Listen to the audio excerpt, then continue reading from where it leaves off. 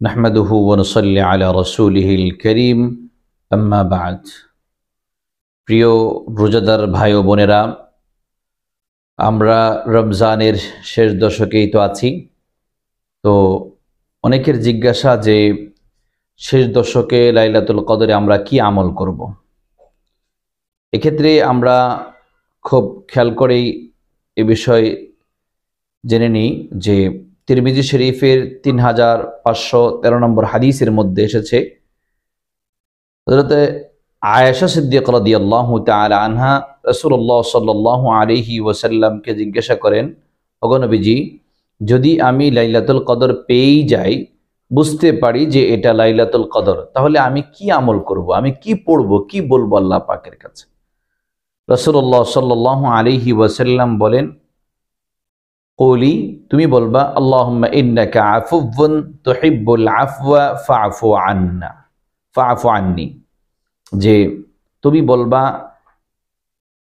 আল্লাহুম্মা ইন্নাকা আফুউন, হে আল্লাহ তুমি তো বড় ক্ষমাশীল, তুহিব্বুল আফওয়া, আর এই ক্ষমাটাকেই তুমি পছন্দ করো, ফাআফু আন্নি, সুতরাং আমাকে তুমি ক্ষমা করে দাও।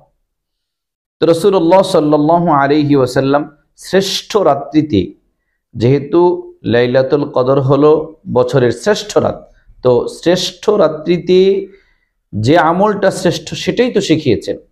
তো সুতরাং ক্ষমা প্রার্থনা করা এটা হলো শ্রেষ্ঠ আমল।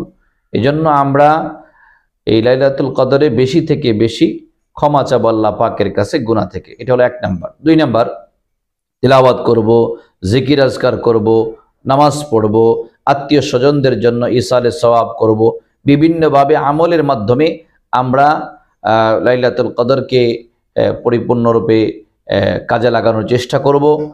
তাহলে আমরা লাইলাতুল কদরের বরকত অর্জন করতে পারবো। আল্লাহ রাব্বুল আলামিন লাইলাতুল কদরের পরিপূর্ণ বরকত আমাদের সকলকে হাসিল করার তৌফিক দান করুন। আমিন। ওয়া আখিরু দাওয়ানা আনিল হামদুলিল্লাহি রাব্বিল আলামিন।